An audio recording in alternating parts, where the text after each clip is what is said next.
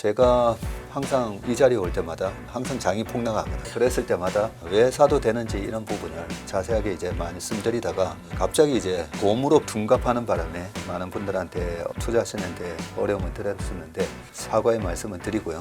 그동안에는 우리가 중국하고 미국 사이에 고래등 싸움에 새우등 터진다 이런 얘기가 많았는데 제가 보니까 지금은 완전히 어부질이에요. 이 둘이가 싸우면서 견제하면 그러면 어디 누구 거 쓸 건데?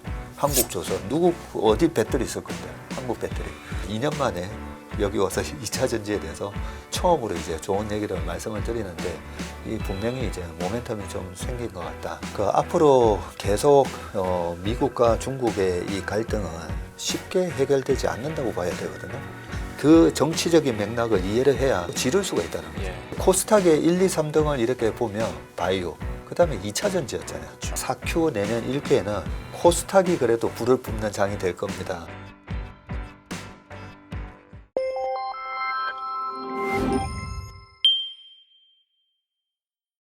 항상 좀 SOS 쳐야 될 때 대표님 많이 콜을 했었는데 오늘은 코스피가 3,814까지 기록하면서 또 처음 보는 숫자들이 찍히고 있습니다. 일단 오늘 장의 흐름만 놓고 봤을 때 전반적으로 이제 감상평이라고 해야 될까요? 분석 어떻게 하셨습니까? 네, 오늘 장도 코스피가 1.76 오르고 코스닥도 1.89% 네, 그렇게 올라가는 모습이면서 도대체 이 시장은 왜 이렇게 강한가 네, 그렇게 다들 느끼실 건데 이 방송을 시작하기 전에 먼저 제가 우리 연합뉴스 경제TV의 시청자분들한테 대국민 사과 방송을 해야 됩니다.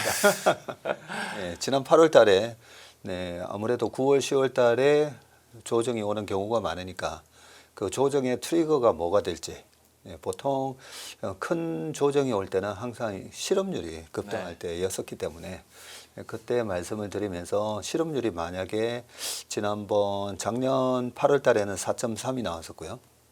그 이상의 실업률이 나오게 되면 그러면 우리가 일단 단기적으로 조정을 받을 수가 있으니까 그 부분은 염두해 두면서 보통 우리가 예측보다는 대응이라고 하는데 어떤 시장이 어떤 식으로 나의 생각과 다르게 흘러갔을 때 어떻게 대응해야 되는지 그럼 뭘 보면서 대응해야 되는지 네, 그런 설명을 좀 드렸고요. 그 방송을 무려 63만 조회수가 나왔더라고요. 네. 그래서 많은 분들이 보셨는데 이렇게 강세장을 앞두고 그런 실업률이라든지 뭔지 이렇게 트리거가 되면 또 지금 신용잔고가 되게 높지 않습니까? 네, 지난번 방송 때 미국의 신용잔고가 우리나라 돈으로 따지면 한 1200조. 네, 그때 당시에 우리나라 코스피, 코스닥 다 합쳐서도 한 21조가 넘는 신용잔고가 쌓였었는데 지금은 미국의 신용잔고가 1500조를 넘어가고 있습니다. 그리고 우리나라 시장도 23조가 훌러덩 넘어가고 있고 그래서 어떤 트리거가 발생했을 때는 이 레버리지가 깨지면서 또 시장의 단기 급락이 작년 8월처럼 언제든지 올 수가 있으니까 좀 조심하면서 투자하셔야 된다. 이 얘기가 하나도 도움이 안 됐어요. 네, 그래서 다시 한번 사과의 말씀을 드리고요. 자, 그러면 9월, 10월 달 조정 없이 장이 흘러가고 있습니다. 이 정도 강세장이 나왔던 것은 제가 항상 이 자리에 올 때마다 네, 항상 장이 폭락하거든. 네, 그랬을 때마다 사도 됩니다. 왜 사도 되는지 이런 부분을 자세하게 이제 말씀드리다가 갑자기 이제 고무로 둔갑하는 바람에 네, 많은 분들한테 좀 투자하시는데 어려움을 드렸었는데 우리가 지금 4월하고 지금 10월 달하고 이렇게 장의 색깔이 이제 바뀐 부분이 보면 그 원인부터 우리가 한번 분석을 해보면요. 왜 이렇게 강세장이 도래하고 있을까? 근데 everything rallies라는 말이 있잖아요. 모든 게 지금 다 올라간다고. 그래서 최근에 부동산 대책도 나왔고요. 그리고 많은 분들이 지금 금 투자해야 되는 거 아니야? 이런 얘기도 하시고 얼마 전에 비트코인은 1억 7,900까지 올라갔습니다. 왜 everything rally인지 이 원인에 대해서부터 저는 알고 가야 우리가 앞으로 이제 좀 전략을 세울 수 있다. 그런 생각을 합니다. 그러면 왜 이렇게 한 1년 사이에 강남에 집값은 2배가 올랐거든요. 이런 랠리가 왜 나왔는가 보면 그 첫 시작이 저는 물론 작년 9월 달부터 페드의 금리 인하가 있었고요. 금리 인하가 가장 큰 영향을 줬고 두 번째는 페드가 최근에도 이제 QT를 하고 있었잖아요. 네. 양적 긴축을 하고 있었는데 이번 제롬 파월 의장이 양적 긴축을 이제 중단할 수도 있다라고는 얘기하셨지만 어쨌든 양적 긴축을 하고 있었거든요. 그런데 작년에 트럼프 대통령이 대선을 앞두고도 스테이블 코인에 대한 얘기를 합니다. 그러면서 대통령 당선되고 나셔서도 지니어스 법안이 통과가 되고요. 그 얘기를 제가 듣는 순간 스테이블 코인, 달러랑 똑같이 움직이는 페그가 되어 있는 코인을 발행하겠다는 건데 그러면 그 말은 또 달러를 그만큼 찍어내겠다는 거거든요. 그럼 미국은 왜 그렇게 스테이블 코인을 하고 왜 그 법안을 와 지니어스하다고 막 그 얘기를 하는가. 지금 트럼프 행정부가 들어서서 앨런 머스크랑 도찌를 운영하면서 가장 메인 컨선이라고 할 수 있는 가장 큰 걱정거리가 미 국채 수익률이 너무 높고 그걸로 인해서 23년에는 미국 지방은행 사태도 발생을 했습니다. 예. 그리고 앨런 머스크가 첫 국무회의에서 얘기했듯이 아니 작년에 이자로만 1조 달러 썼다는 거죠. 그래서 어떻게든 이 국채금리를 떨어뜨리고 이자 비용을 낮춰야 되는데 국채를 사줄 수요가 없는 부분에서 국채 수요에 대한 수요를 만들기 위해서 스테이블 코인 괜찮네. 이렇게 시작된 건데 스테이블 코인을 1조 달러에서 한 3조 달러 찍겠다고 하면 지금 연준의 대차제조표의 자산이 이제 7조 미만으로 떨어졌잖아요. 7조 달러가 안 되는데 최근에 8.9조 달러에서 6.7조 달러로 이렇게 떨어지는 와중에 그런데 스테이블 코인으로 1조에서 3조 달러를 찍어낸다고? 그러면 또 양적 완화를 하는 거나 마찬가지입니다. 그래서 이번에 지금 발표되려고 하는 CPI 같은 경우에도 예상치가 3%이거든요. 다시 조금씩 올라가고 있고 저번에 PCE도 마찬가지지만 이런 부분들로 인해서 결국은 많은 사람들이 스마트 머니들을 안다는 거죠. 또 돈 찍네. 우리가 그 코로나 이후에 엄청난 돈을 찍어내면서 자산 인플레이션 그걸 또 물가를 잡겠다고 금리를 올리고 이런 과정이 있었지만 지금 또 돈을 찍는다는 거나 마찬가지입니다. 네. 그래서 부동산 전문가들은 부동산 핵심 우량 부동산을 사는 거고요. 금을 좋아하는 분들은 금을 사는 거고 코인 좋아하시는 분들은 코인 사는 거고 주식을 좋아하는 사람은 주식을 사면서 그렇게 인플레이션이 각 우량한 투자 자산에 다 반영이 되고 있다. 자, 그게 핵심인데 거기다가 이제 하나 더 우리나라만의 모멘텀이 붙어버렸죠. 그렇죠. 예. 제가 그동안에 무슨 MSCI 지수편이 뭐 금투세 아니 그런 게 우선이 아니라 상법 개정부터 해야 된다고. 상법 개정하면 뭐 이 자리에서도 작년 말 올 초에도 상법 개정만 되더라도 우리나라 지수는 4,300 간다라고 그런 말씀을 대통령 선거 전부터 드렸었는데 그 상법 개정이 굉장히 진정성 있게 진행이 됐고 그죠. 네. 그런 부분들이 이번에 배당 소득세에 대한 부분도 35%가 아니라 25% 이런 얘기가 나오니까 증권주가 날아가 버리잖아요.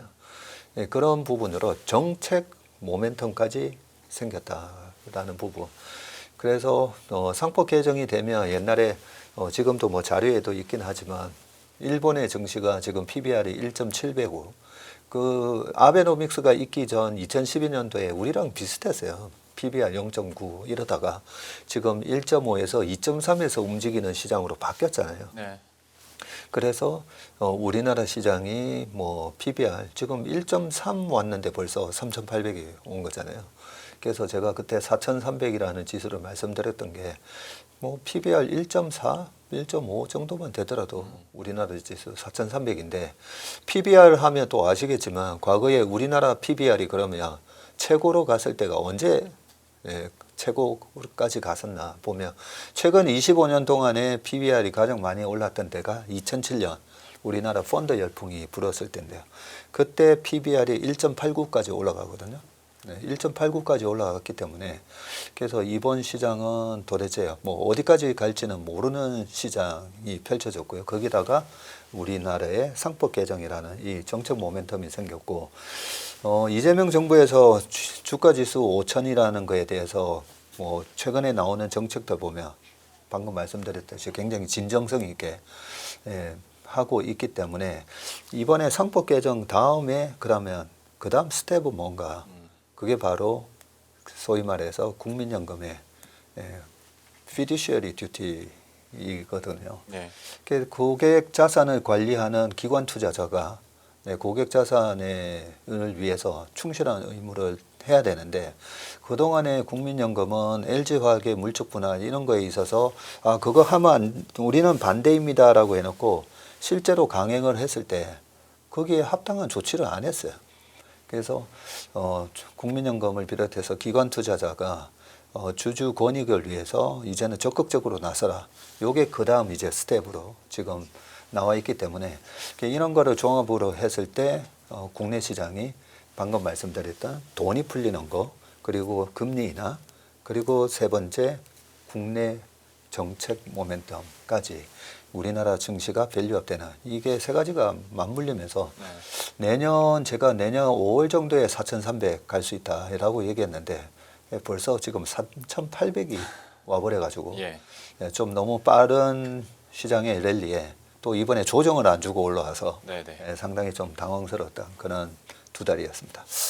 일단은 뭐 제가 여쭙지도 않았는데 대표님께서 그간의 마음이 많이 무거우셨던 것 같습니다. 먼저 이제 또 우리 구독자와 시청자 여러분께 사과를 해주셨는데 저는 또 한편으로 그렇게 말씀해 주셔서 감사하기도 할 뿐더러 저는 개인적으로 방송 스타일이 그러니까 상승론자가 오면 저는 하락의 이유를 계속 대면서 역질문을 하고 하락론자가 나오면 이제 저는 상승의 이유를 계속 질문을 하거든요. 그만큼 좀 우리 시청자 여러분도 양 갈래 반대 스토리도 알고 있어야 된다라는 쪽이어서 아마 그 68만이 그냥 공허한 68만은 아니었을 거라고 생각을 합니다. 그리고 분명히 도움이 됐을 거라고 생각을 하고 무엇보다 개인적으로 대표님께서 약간 톤을 이렇게 다운되는 거 어울리지 않습니다. 지금 장에서 더 힘내주셔도 된다라는 말씀과 함께 그러면 제가 한번 궁금한 게 그러면 어떤 주요 시그널이나 이렇게 많이 올랐었던 것에 대해서는 저희도 이제 이해가 가는데 복귀를 해보셨을 테니 아니 많은 여의도의 전문가들 중에 상당수가 그러면 상승에는 내가 오케이 근데 한번 쉬면 그러면 그때 박앤세일이니까 난 사야지 그런데 9월 10월은 살 타이밍조차 주질 않았단 말이죠. 왜 이렇게 안 쉬고 갈 수 있었나 어떤 변화가 있었지에 대해서는 이거는 좀 어떻게 설명이 가능할까요? 네, 그 부분에 대해서도 저도 이제 반성을 하면서 퀀터적으로 9월, 10월이 항상 조정이 있고 이렇게 생각하시면 돼요. 우리 9월 달에 보면 태풍이 항상 많이 왔었잖아요. 그러면 이제 저처럼 주식시장에서 이제 31년 이상 있었던 사람은 옛날에 태풍 매미 이런 것도 기억나죠. 그렇죠. 그게 태풍 매미가 2000년 초에 있었던 강력한 태풍이었거든요. 여러 태풍을 겪어본 사람 입장에서는 야 9월 달에 태풍이 또 올 수가 있으니까. 그렇죠. 매미 겪은 사람들은 지금에도 베란다 창문에 테이프 붙입니다. 그렇죠. 그런 것처럼 여기서 조금만 더 사과를나 배를 더 키워서 팔 건가 아니면 태풍이 항상 오니까 나는 그냥 8월 말에 좀 수술을 하는 게 나은가 그런 선택의 차이에 있어서 9월, 10월 또 태풍이 올 수가 있는데 그런 부분을 말씀드렸던 건데 근데 안 왔잖아요. 그러면 왜 안 왔을까? 다음에도 이제 똑같은 일이 반복될 수 있는데 왜 안 왔을까에 대한 제가 그나마 생각하는 거는 매를 너무 일찍 맞았다. 그 매가 이번 4월 8일 날 트럼프의 관세 폭탄이었던 거죠. 그런 식으로 트럼프의 관세 폭탄이 있고 그때도 뭐 V자로 앞으로 가파르게 올라갈 거고 그때 제 방송 보시면 안 올라가는 거에 걱정은 안 하는데 너무 빨리 급등을 했을 때 너무 빨리 팔까 봐 걱정이다. 제가 그런 말씀도 드렸었는데 그렇게 이제 V자로 급등을 하다 보니까 수급이 어떻게 바뀌었냐면요. 2600에서 벌써 개인 투자가 분들의 매매 동향을 보면 2600부터 곧버스를 잡으셨던 분들이 많았었잖아요. 그래서 방송을 해보면 아직까지 위로 많이 이렇게 강세장이 7월까지는 이어질 겁니다라고 얘기했을 때도 보면 좀 많이 안 좋게 좀 불편하게 생각하시는 분들이 많았었던 게 2600에서 현금화시키고 곧버스 잡고 했는데 장이 2800, 2900까지 오니까 그래서 수급으로 보면 2600에서 너무 많이 이렇게 수비적으로 포지션을 바꿨다. 네, 그게 하나의 좀 차이가 있었던 것 같고요.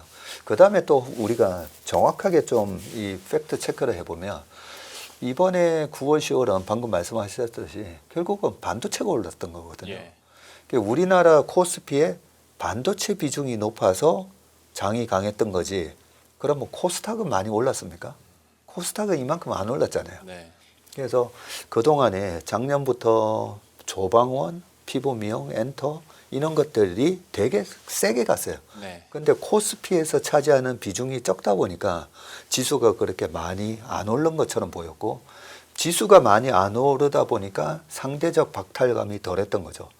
그죠? 조방원으로 못 먹으셨던 분들은 네. 지수가 뭐 3,500을 간 게 아니니까. 그런데 이번에는 반도체가 움직인 거잖아요. 반도체가 움직이고 그동안에 2년, 3년 아니면 지난 2021년 1월 달에 9만 원대에서 물려 계셨던 분들 그분들이 4년 만에 이제 본전이 되는 장이었거든요. 네. 근데 본전이 되는 장인데 반도체다 보니까 반도체가 지수에 영향을 많이 주다 보니까 아 뭐야 3,300, 3,500, 3,700, 3,800이 가는데 나는 왜 못 먹고 있나. 반도체를 그러면 그동안에 인내 있게 그렇게 투자를 하셨냐 보면 아니잖아요. 근데 우리가 결론적으로 다시 한번 말씀드리면 이번에는 이제 반도체가 올랐고요. 그나마 다행인 게 지금 이 강세장이라서 순환매가 돌면서 지금 올라가고 있잖아요. 네. 올라가는데 코스닥이 못 올라갔는데 제가 지난번에도 이번 그래도 4Q 내년 1Q에는 코스닥이 그래도 불을 뿜는 장이 될 겁니다. 뭐 이런 얘기를 하면서 근데 코스닥의 1, 2, 3등을 이렇게 보면 뭐가 포진돼 있냐면 바이오 그 다음에 2차 전지였잖아요. 그렇죠. 그래서 제가 약간 야 이번 4Q랑 내년 1Q에는 코스닥이 또 불을 뿜을 건데 그럼 뭐 바이오하고 2차 전지가 올라야 되거든요. 근데 그동안에 뭐 캐저민이 어쩌니 하면서 그랬고 단지 차트로 보면 지난번에 그 4, 5월 전후로 1파 상승은 만들어 놨었거든요. 네. 2, 3, 4, 5월 달에 1파 상승은 만들고 그러고 나서 왔다 갔다도 하고 그동안에 재무 상태가 안 좋은 주식은 또 그 저점까지 거의 빠지기도 하고 그런데 LG엔솔 같은 경우는 보면 분명히 지난 분기에 어닝 서프라이즈를 냈단 말이죠. 네. 그게 거의 한 8주 만에 처음으로 어닝 서프라이즈를 냈는데 그게 이번 분기에도 또 이어졌고요. 그래서 과연 코스닥이 가기 위해서는 야 2차 전지가 돌아설 수 있을까 했는데 2차 전지가 이제 드디어 돌아서는데 2차 전지가 돌아서는 그 스토리가 반도체랑 조선하고 똑같은 스토리예요 사실은. 보면 반도체가 중국이 쫓아오고 있죠. 네. 그 다음에 조선도 중국이 벌써 캐파로는 1등이 돼 있었는데 미국에서 중국 조선을 견제를 딱 하면서 우리나라 조선이 랠리가 있었고 그 랠리 속에 플러스 알파 보너스를 준 게 미국 해군력의 복원이었었죠. 네. 와 그러면서 2050년까지 600조라는 어마어마한 시장이 탄생을 했는데 그거 가져갈 곳이 한국조선밖에 없네. 네, 이 그림으로 또 올랐던 그렇죠. 거거든요. 네. 자 그렇다면 2차 전지도 사실 스토리가 똑같아요. 중국 때문에 CATL, BID 때문에 야 중국이 저렇게 엄청난 캐파로 질러대는데 우리 2차 전지가 살아날 수 있을까 했다가 미국이 견제 들어간다는 네. 거죠. 그리고 최근에 트럼프 대통령하고 중국하고 에이펙에서 만나야 되는데 이런 식으로 하면 우리 못 만나 뭐 이런 얘기 할 때 왜 네. 2차 전지가 움직이느냐는 거죠. 그러면 그럴수록 미국이 그러면 중국 배터리 쓰지 마. 그렇죠. 그러면 누구 걸 쓸 건데죠. 그러면 K 배터리밖에 안 남잖아요. 예. 그래서 어떻게 보면 그 K 배터리밖에 안 남는데 그런데 아니 전기차 시장이 죽었는데 뭔 소리야 이럴 수가 있는데 전기차 시장이 올해 작년에는 미국 시장, 유럽 시장 다 역성장이었어요. 중국만 플러스였고 그런데 올해 플러스가 나고 있잖아요. 네. 유럽 시장도 전기차 성장이 나오고 있고 그런데 거기에 마치 미국의 해군력 복원과 같은 스토리가 생긴 게 ESS라는 그렇죠. 거죠. 네. 아니 전부 지금 AI가 2029년까지 가는 울트라 슈퍼 사이클에 이제 성장에 들어갔는데 거기에 GPU부터 하이닉스의 HBM에다가 그 밸류 체인만 올랐는데 네. 아니 전력은 어떻게 하려고? 당장 필요한 전력. 네, 당장 필요한 전력 어떻게 할 건데 그러면서 SMR까지 올란 거잖아요. 그렇죠. 근데 어떻게 보면 SMR 그것도 기존 원전이 한 12년에서 15년 걸리면 SMR 하면 그래도 3년 걸린다는 건데 네. 더 간단한 방법이 그냥 ESS 설치하는 거예요. ESS 설치하면 10년에 남아 도는 전기가 엄청나게 많은 전기가 버려지거든요. ESS 설치해 버리면 돼요. 그런데 ESS 설치하려면 테슬라가 그동안에 80% 이상의 CAT를 썼거든요. LFP를. 근데 벌써 테슬라랑 그리고 벤츠도 중국의 LFP 쓰다가 이제는 한국 배터리한테 주문해 주잖아요. 그렇게 보면 조선 스토리랑 똑같아요, 이게. 그러면서 2차 전지도 지금 랠리가 이제 시작됐고, 그래서 강세장의 특징이 그동안에 그 좀 짧은 강세장은 반도체만 좋아서 네. 아니면 뭐만 좋아서 그동안에 최근 2년 동안에는 엔비디아의 요 밸류 체인에 있는 AI 반도체 하는 얘네들만 좋았잖아요. 네. 근데 반도체도 지금 범용으로 확산되고 있고 이게 정말 진짜 강세장인데 그 진짜 강세장이 과거에는 뭐 2005년도에 그때 당시에 우리나라 2005년도에 코스피가 54% 오르고 코스닥이 그때 87%인가 올랐었거든요.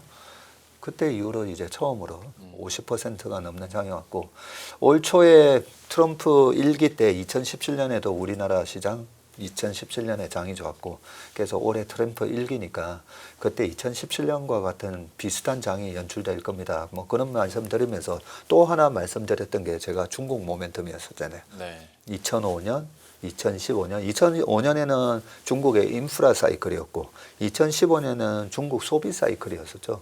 그래서 이번에 2025년에 무슨 중국 모멘텀이 생길지는 모르겠는데 그런데 작년 하반기부터 시진핑 주석이 그동안의 부패 척결로 얘기하면서 그동안의 그 장기 집권을 위한 어떤 적폐청산에 주력을 했다면 좀 공포 정치를 했었죠.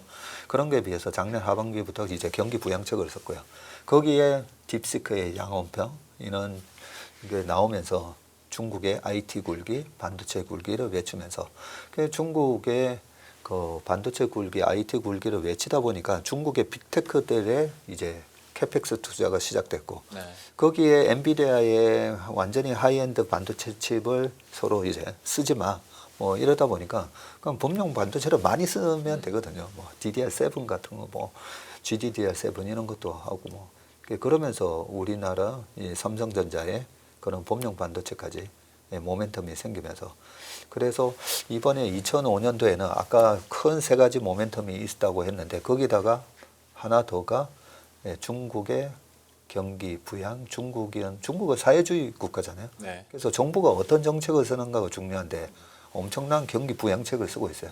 2005, 6, 7, 8년도에는 2008년 8월 8일에 있었던 베이징 올림픽을 앞두고 중국은 위신 네. 중요하잖아요. 그래서 엄청난 도로와 뭐 건설 이런 걸 통해서 인프라 투자를 했다면 지금은 미국하고 패권 전쟁을 하기 때문에 무조건 지금 IT 그런 기술에 투자를 하는 부분이다 보니까 거기에 이제 낙수 효과가 한국 시장까지 떨어지면서 그래서 약간은 오늘 오면서 말씀드리려고 했던 거는 그동안에는 우리가 중국하고 미국 사이에 고래등 싸움에 새우등 터진다 이런 얘기가 많았는데 제가 보니까 지금은 완전히 어부질이에요. 네. 어부질이.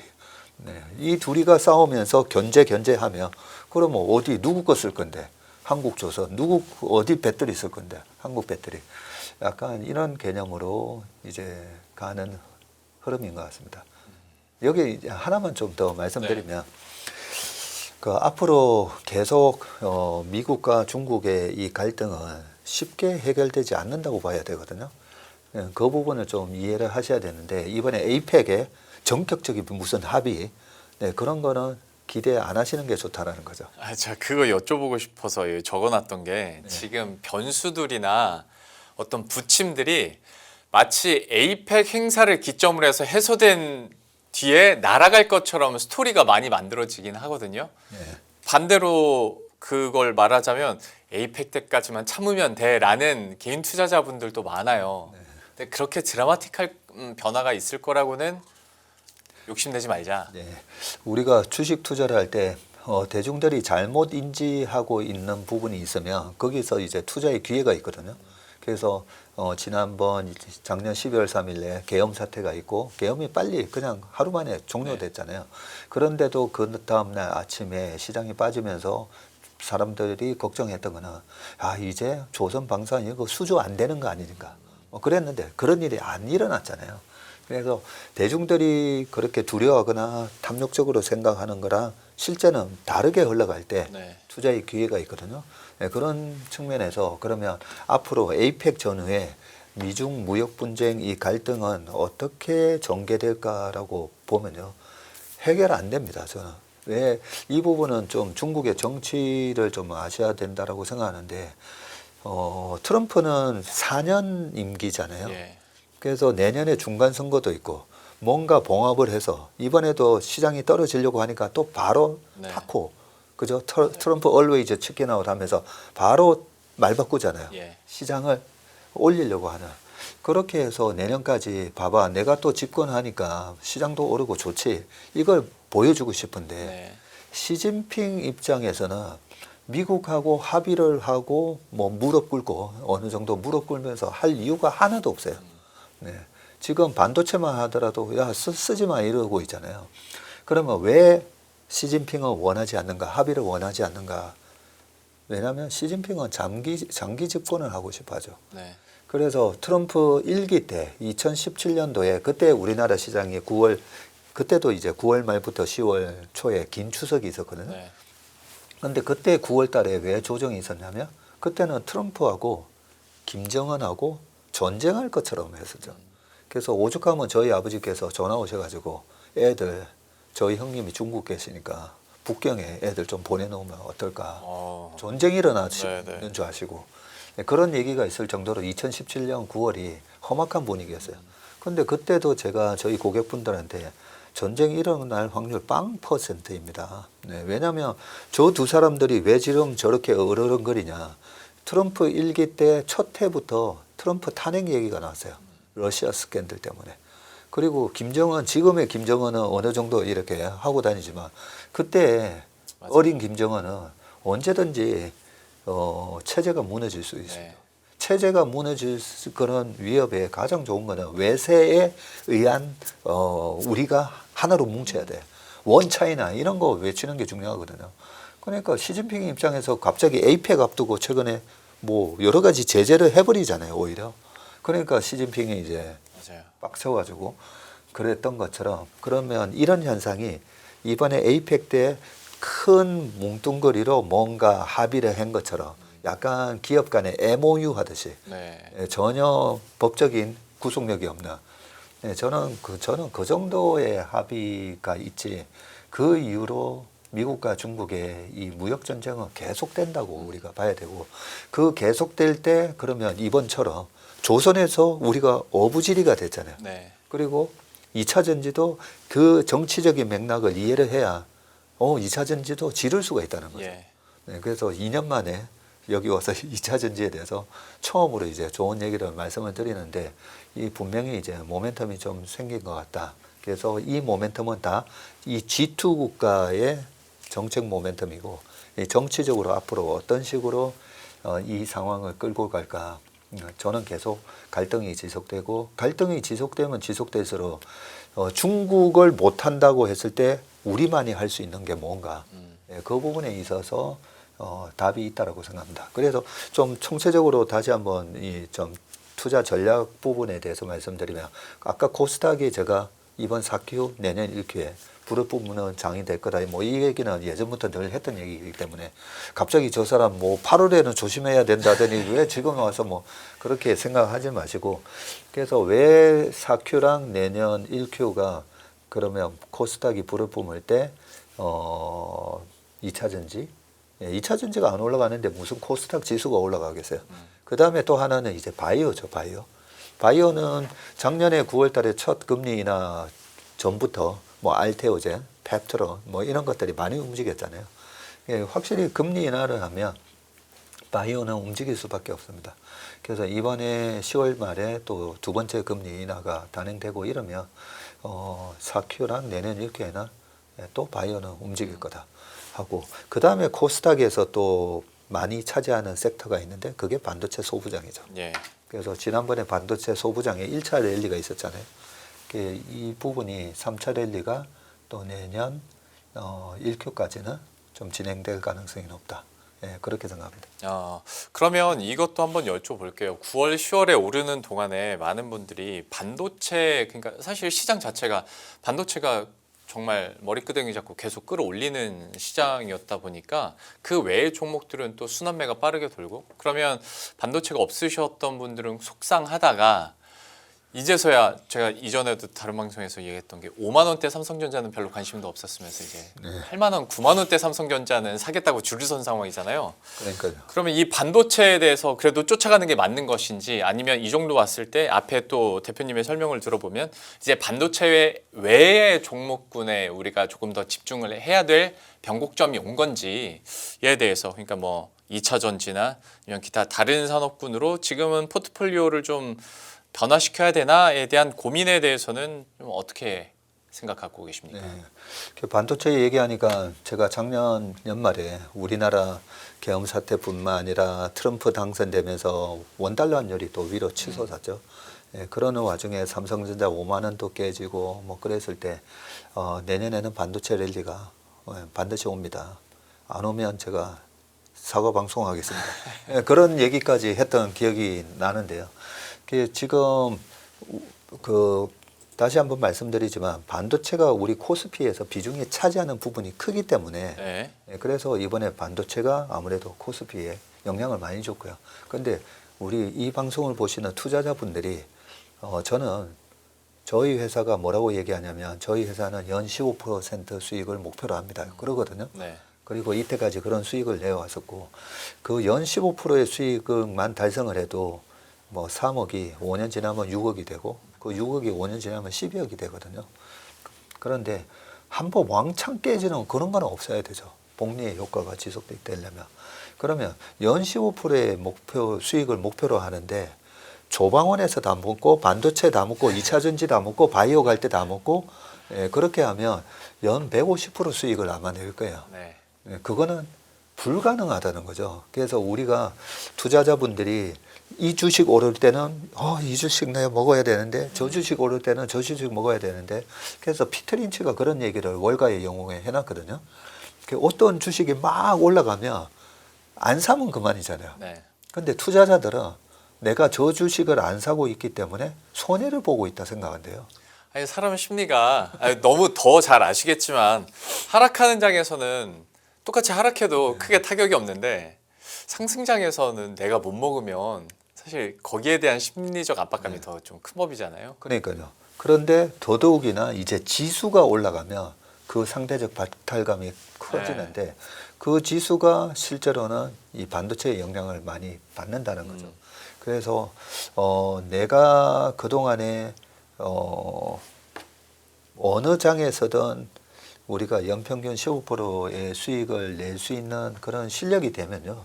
그러면 그런 분들의 대체적인 특징이 자기가 확실하게 잘 아는 분야에서 딱 먹고 나오지 애매하면 아예 안 합니다. 그래서 워런 버핏이 그 얘기를 하셨잖아요.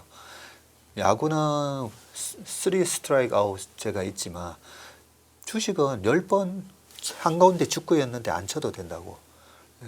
그런데 지나고 나면 그거 쳤어야지. 한가운데 직구 쳤어야지.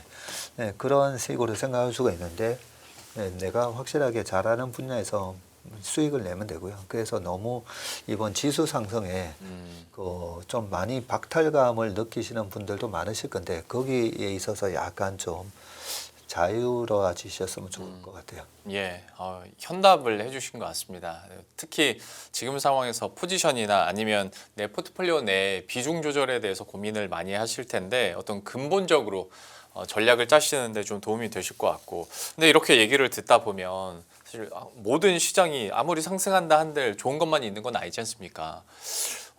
대표님께서 보시기에 시장에서 어떤 워닝 사인은 없었나에 대한 고민들도 하게 되는데, 사실 얼마 전까지만 하더라도 원달러 환율에 대한 부담감들을 이야기를 많이 했었고, 특히 이제 환율 시장 같은 경우에는 전문가들 사이에서도 방향성 자체가 많이 갈리기도 했었는데, 지금으로서 이 변수는 근데 좀 조심히 체크를 해야겠다라는 포인트가 있으실까요? 네, 아주 중요한 부분을 말씀해 주셨는데요.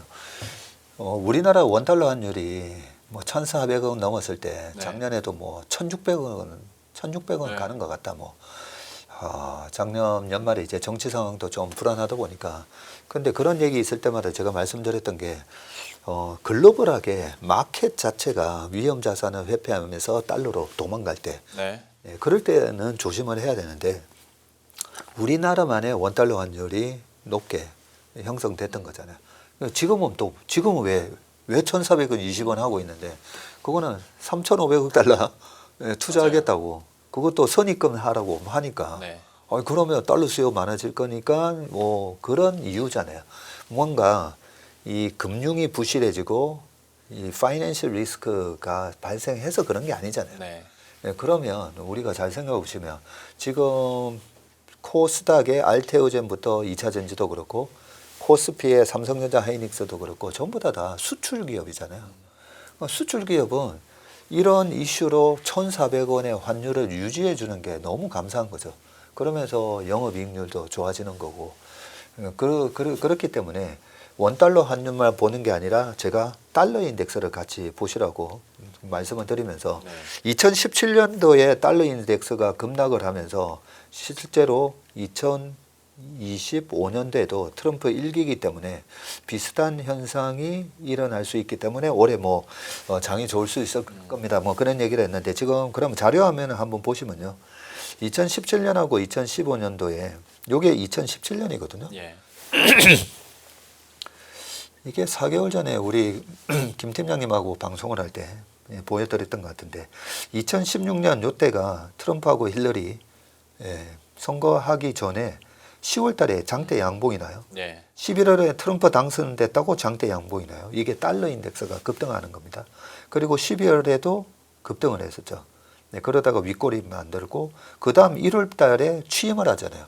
취임을 하고 나서 2월 살짝 반등 들어가는 듯 하다가 6개월 연속 음봉이 나요.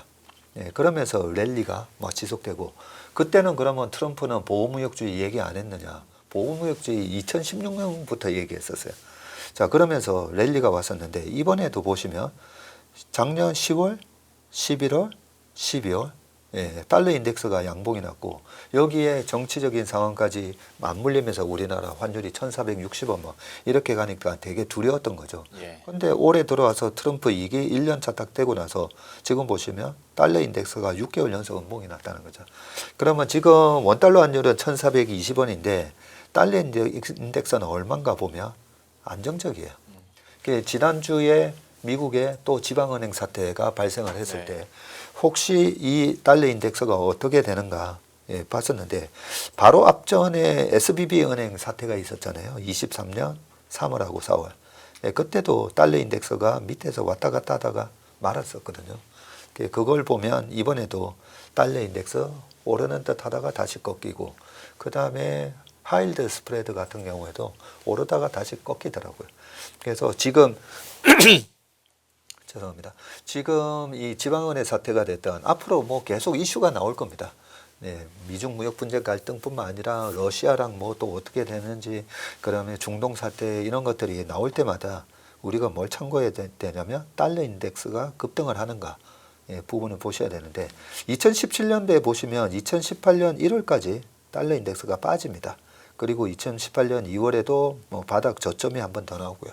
그래서 제가 내년 1Q까지 시장이 살아있을 거다라고 보는 이유가 2017년에도 이랬다는 거죠. 근데 2017년보다는 지금이 장이 훨씬 세요. 네. 2017년에는 여전히 우리나라의 기업 지배 구조가 제한적이었고, 2017년에서 18년도에 상장사 영업이익의 60%가 반도체에서 나왔거든요.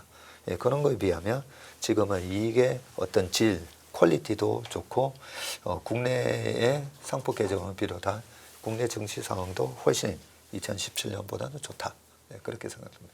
이렇게 설명을 해주셨으니까 제가 추가로 뭐 같은 질문이 될 수도 있겠는데 요즘 원달러 환율 시장에서 흐름들이나 영향력 보면 물론 달러 인덱스도 중요하지만 어떤 원화 약세에 대한 영향력이 더 커진 느낌도 많이 있거든요. 그러면 추가적인 원화 약세 고착화 때문에 원달러 환율이 조금 더 상방 압력을 받게 될 가능성은 없을까요? 이 걱정까지는 안 해도 되겠습니까? 예, 우리가 최근과 같은 강달러 현상 그리고 원달러 환율이 1,400원대에 왔다 갔다 하다 보면 이제는 계속 1,400원대로 가는 거다 이렇게 얘기하시는 분들도 많잖아요. 예, 네, 맞습니다. 네 그렇게 얘기를 많이 하시잖아요. 근데 솔직히 저는 그렇게 믿지는 않습니다. 왜냐하면 지금 표 하나 보여드릴게요. 죄송합니다. 자, 제가 이걸 제목을 민 리버전이라고 해왔는데 저는 수학을 좋아하고 통계 좋아합니다. 네. 그래서 확률적으로 어떻게 될 건가. 그래서 뭐 홀수에 짝수에 이런 얘기까지도 많이 말씀드렸잖아요. 홀수에 짝수에 다시 한번 보여드릴까요? 이걸 작년 초부터 계속 말씀드리면서 코스닥 짝수에 박살나니까 작년 24년도에 4월달 이후로 코스닥 웬만하면 다 파세요 라고 얘기했었고 실제로 마이너스 21.7로 끝났죠. 그러면서 작년 하반기에 뭐 여러 가지 상황에 올해 시장 정말 안 좋을 거다. 그 얘기에 아니 올해 폴수에로 접어들면서 올해는 시장 좋을 겁니다. 그러면서 뭐 2017년 아까 여러분 트럼프 1기 때도 말씀드리고 2005년과 같은 상황도 말씀드렸었는데 자 올해 보세요. 올해 코스피가 이게 지난주에 적은 건데 지금 58% 됐잖아요. 그죠? 예, 58%까지 올라오고 코스닥이 이렇게 올라오고 하는 게 이렇게 퀀트적으로 보면 분명히 뭔가 이렇게 확률적으로 움직이는 부분이 있다는 거죠. 네. 자, 그러면 새로운 걸 제가 하나 보여드릴 건데 작년에 뭐라고 그랬죠? 국장 탈출 지능선이라고 했잖아요. 그때는 제가 굉장히 외로웠었죠. 우리 시장에 있어서 가장 저보고 뭐 여의도의 최고 대표 강세론자라고. 네. 왜냐하면 싸고 퀀트적으로 가장 쌀 때 주식을 살 수 있으니까. 그때 작년에 뭐 계속 강세론을 말씀드렸었는데 자 지금 보시면 한국 시장 안 된다 그랬잖아요. 그리고 작년에 2,500, 2,400에서 왔다 갔다 하다 보니까 연평균 수익률로 따져봐도 10년 동안에 S&P 500은 한 14% 나오는데 올해도 한 13% 나왔죠. 그게 도대체 국장 이거 뭐냐? 2.5%, 4% 이게 뭐냐? 그렇게 얘기했었는데 지금 놀라운 걸 보여드릴게요. 98년부터 25년까지 현재까지 연평균 수익률로 따지면 S&P 500이 8.67이고요. 코스피가 12.85예요. 연평균이 그렇다고요? 연평균이에요. S&P보다 우리가 높았어요? 네. 전혀 체감이 되지 않는. 체감이 안 되죠. 아니 이게 그러면 98년도에 지금 S&P 500, 코스피, S&P 500이 사실 우리나라 98년도에 IMF 때 277 찍고 하반기에 쫙 올라오거든요. 그러면서 한 49%, 99년도에도 한 82%. 에이 그러면 요거 98년, 99년 빼도 2000년부터 하더라도 우리가 8.7%, 미국이 7.8% 정도 나와요. 그러면 왜 그러느냐? 2000년부터 2014년까지 나스닥이 2000년에서 고점을 회복하는데 14년 걸렸다 그러잖아요. 그래서 실질적으로 요전에 닷컴 버블 때 미국이 많이 올랐고 그러고 나서 너무 많이 오르면 또 쉰다는 거죠. 이 표를 제가 보여드리는 이유가 우리가 항상 광고 한 28개 정도를 보고 나면 뭐 무슨 광고 받는지 얘기해 보면 가장 마지막 광고가 그렇죠. 기억에 가장 많이 남습니다. 네. 그래서 최근에 1년 동안에 일어난 일을 보면서 우리는 시장은 계속 그럴 거다라고 착각을 하게 돼 있고요. 불과 작년 10월만 하더라도 국장 안 돼였었잖아요. 작년 12월까지. 국장 안 돼였는데 지금은 아까 말씀하셨듯이 왜 5만 원, 6만 원대 안 사고 지금 왜 9만 원대 이거 사야 됩니까? 자꾸 물어보냐는 그런 말씀하셨잖아요. 네, 그런 것처럼 우리가 항상 보면 이 평균의 수렴을 하는데 그 평균의 개념에 있어서 가장 중요한 게 이제 밸류에이션도 있지만 그 국내 시장 아니 안 되는 줄 알았는데 올해 58.98% 이게 오늘 종가까지 계산을 한 거예요. 그리고 코스닥이 45%. 네, 올랐지 않습니까? 아까 코스닥 보여드렸죠. 홀수에 40% 수익 난다고. 네, 결국 45% 났어요. 네, 그런 것처럼 이제 환율로 다시 얘기를 들어와 보면 환율이 계속 이렇게 될 것 같지만 우리나라 IMF 때 환율 1,800원에서 2,000 찍었었거든요. 네. 그리고 떨어지는데 1,400에서 왔다 갔다 많이 합니다. 그러고 나서 2007년도에 900원이 깨져요. 그렇게 이 환율 결정 이론 이런 것도 보면 그 나라의 GDP부터 뭐 물가 이런 것들이 다 금리 다 반영이 되겠지만 환율이 계속 1,400원, 1,500원대에서 계속 지속될 거다라고 하는 그 믿음이 저는 오히려 더 위험해 보인다는 거죠. 혹시 그러면 환율 외에 다른 뭐 매크로 변수에 대해서는 뭐 더 있을까요? 네, 제가 재미난 거 하나 보여드리겠습니다. 지난번에는 우리가 지금 지수가 올라가면 올라갈수록 PBR 제가 0.9, 0.8에서는 뭐 테크니컬 분석할 필요도 없어요. 그냥 사놓고 기다리면 주가 다 올라가니까. 그런 것처럼 지금은 PBR 1.3이잖아요. 1.3 이상 올라갔을 때는 이 랠리를 즐기더라도 제가 트레이딩에 자신 있는 분들만 이 시장을 해서 공격적으로 하시라고 아니면 보수적으로 운영을 하는 게 맞고요.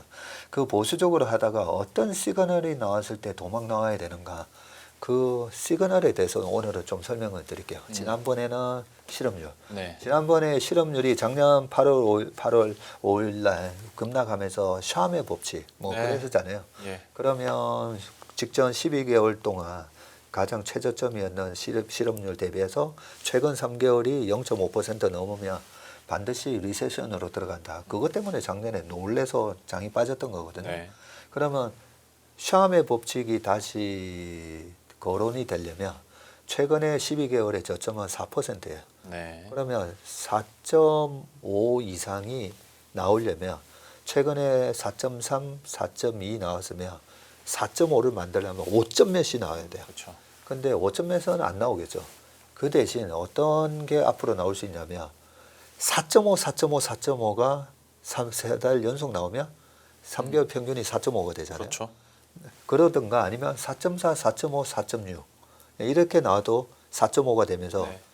3개월 평균이 또 0.5 이상 벌어지게 되거든요. 그 부분을 하나 염두는 해두시고 자, 그다음에 그것보다도 좀 더 쉬운 걸 말씀을 드릴 건데 그 경기 침체가 본격적으로 도래를 하면 주식 시장에서 그걸 알려주는 탄광 속의 카나리아 같은 그런 주식이 있다는 거죠. 그 탄광 속의 카나리아 같은 주식이 어떤 주식인지 제가 보여드리면서 예. 이런 카나리아가 있으면 아무래도 탄광이 무너지기 전에 도망가. 예, 주식은 어쨌든 크게 터지는 게 없어야 되기 때문에 예, 여기서 이제 보시면 제가 카니발 크루즈 주가를 띄워놨는데요. 이 카니발 크루즈 1992년부터 예, 어제 종가까지 제가 가져왔는데 여기 보시면 요 국면이 있잖아요. 요 때가 언제냐면 1999년이에요. 1999년에도 나스닥이 불을 뿜거든요. 네. 마지막 Y2K까지 해가지고 불을 뿜는데 1999년도에 한 3월에 기록했던 고점을 카니발 크루즈가 못 뚫어요. 못 뚫고 왔다 갔다 하다가 2000년 초에 급락하죠. 이 2000년 초에 박살이 나는데 그럼에도 불구하고 에이 아니야 괜찮겠지 했었지만 주가가 꽤 크게 빠졌어요. 지금 로고 차트로 보고 계시는데 거의 50불 하던 게 20불이 깨지거든요. 이런 현상이 일어났을 때 조심을 해야 되는 거고요. 2000년 첫 하락만 맞고 우리가 도망 나와서도 나스닥이 2000년, 2001년, 2002년 동안에 2년 반 만에 5100에서 1100을 가거든요. 지수가 마이너스 80% 빠지는데 그걸 피할 수 있다는 거죠. 자, 두 번째는 2008년 금융위기가 왔을 텐데 2008년 금융위기가 요때예요. 자, 그러면 2007년도, 2006년, 2005년 지금 카니발 크루즈 보면 2005년, 2006년, 2007년 고점이 계속 낮아지죠. 네. 아니 그때 뭐 부동산도 좋고 전 세계가 주가 랠리였는데 2005년, 6년, 7년 이렇게 꺾이더라는 거죠.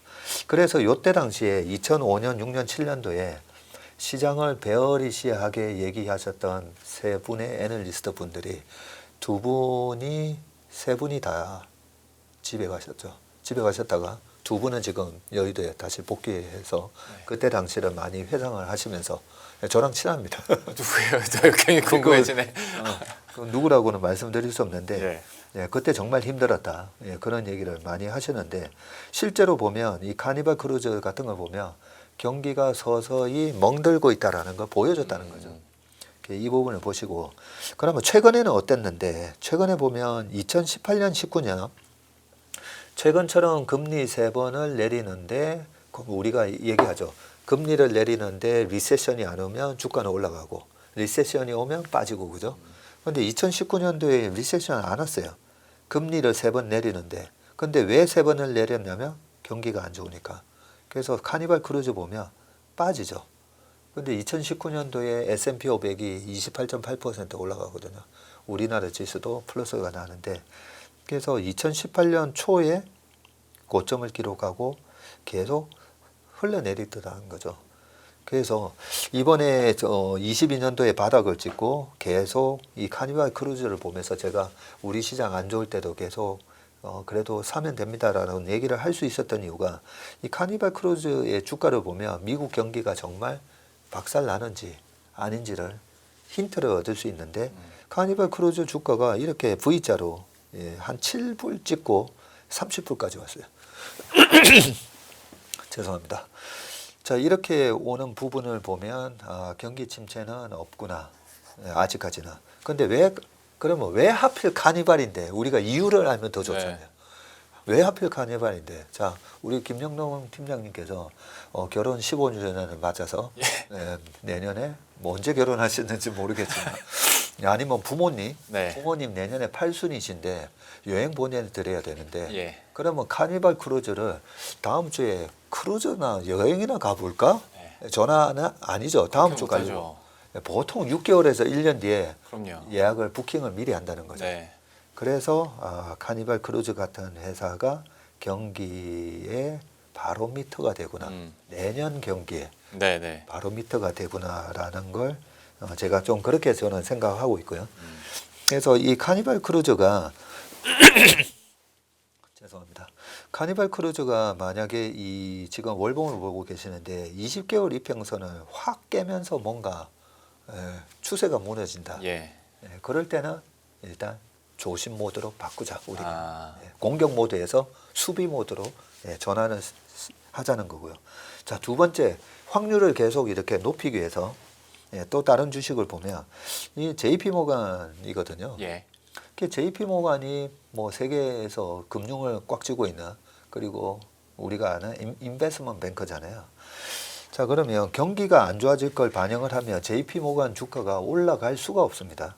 그럼 2008년 금융위기가 오기 전에 JP 모간의 주가가 어땠냐 보면 2007년에도 이렇게 스물스물 빠지기 시작을 했었고요. 그리고 요때가 2018년에서 19년인데 19년 올라다가 이제 박살나고 그런 모습이 이 코로나가 오는 거는 뭐 전망을 못했던 거고요. 그래서 JP 모간 주가가 보면 지금 연일 신고가를 내면서 올라가고 있었는데 지금은 아직까지 9월이 고점이더라고요. 이번에 지방은행 사태 때문에 살짝 빠졌다가 이러고 있는데 이번에 실적 발표는 너무 좋게 나왔어요. 대손 충당금을 아예 잡지도 않고 그런 걸 보면 아직까지는 큰 위기는 오지 않는구나. 요 2008년 금융위기 오기 전에 2007년 사큐에 JP 모간, 골드만삭스, 리만 브라더스 그 미국의 5대 IB들이 엄청난 대손 충당금을 샀습니다. 2007년 사큐에. 그러면서 미국 시장은 출렁하는데 우리는 그때 펀드 열풍 때문에 대기표 받아가면서 펀드 가입할 때였었거든요. 그래서 JP 모간의 실적을 계속 우리가 그래도 트래킹을 하면서 이번에 충당금을 많이 잡나 아니면 조금 잡나. 근데 다행히 제가 이번에 어떻게 하나 봤더니 충당금을 거의 안 잡더라고요. 그런 모습을 보면 아직까지 6개월 동안에 큰 위기가 올 가능성은 없다. 이렇게 봐지고요. 그 다음에 국내 시장에 대한 바로미터 하나 말씀드릴게요. 우리가 보면 다 증권 계좌를 통해서 주식을 하잖아요. 그래서 주식 시장이 좋으냐 안 좋으냐는 증권주를 보면 되는데 우리나라에서 마켓쉐어 1등은 키움증권입니다. 네. 그래서 키움증권 주가가 언제 꺾이는가를 보면 우리가 힌트를 얻을 수가 있는데요. 요때 가장 최근에 2018년도에 우리 지수가 1월에 고점을 쳤었거든요. 코스피가 2,600을 찍고 요때 하이닉스가 워낙 실적이 잘 나와가지고 2018년 3, 4월 달에는 하이닉스가 또 고점을 돌파합니다. 그렇게 강세장이었는데 2018년 한 6월, 7월로 가면서부터는 주가가 쭉 빠집니다. 그러고 나서 우리나라 지수가 2019년 8월 달에 보면 저점을 찍게 되는데 키움증권 같은 경우에서 이 매도 시그널이 나오면서 주가가 빠지더라. 네, 그런 부분이고요. 2021년에 마치 지금처럼 많은 분들이 나도 주식해야 되는 거 아니냐 하면서 많은 분들이 주식을 요때 많이 하셨잖아요. 코로나 때 박살나는 장에서 밑에다가 용감하게 주식을 사셨던 분들이 이렇게 큰 수익을 낸 반면에 나도 주식해야 되는 거 아닌가라고 많은 분들이 그때 저희 회사에도 1, 2, 3월 달에 3개월 동안에 400분이나 되는 분들이 저희가 자금을 안 받겠다 해서 대기 번호를 적었었는데 400명이나 되는 분들이 찾아오셨는데 이때 보면 키움증권은 1, 2월 달에 고점을 치고 빠지더라는 거죠. 네. 네, 그런 상황에서 키움증권의 동향이 어떻게 되는가를 이제 모니터링 하시고 이번에 옆으로 기다가 오늘 키움증권 12% 오르고 미래에셋증권 17%나 오르잖아요. 예, 그런 걸 보면서 우리가 증권주를 투자는 안 하더라도 내가 지금 주식을 해도 되는 때인지 안 되는지는 좀 전에 보셨던 이제 미국의 카니발 크루즈, JP 모건 그리고 이런 키움증권 같은 주식의 동향이 어떻게 되는지를 보면서 투자를 하시면 좀 더 큰 위험을 그래도 피할 수 있다. 그런 말씀을 드리겠습니다.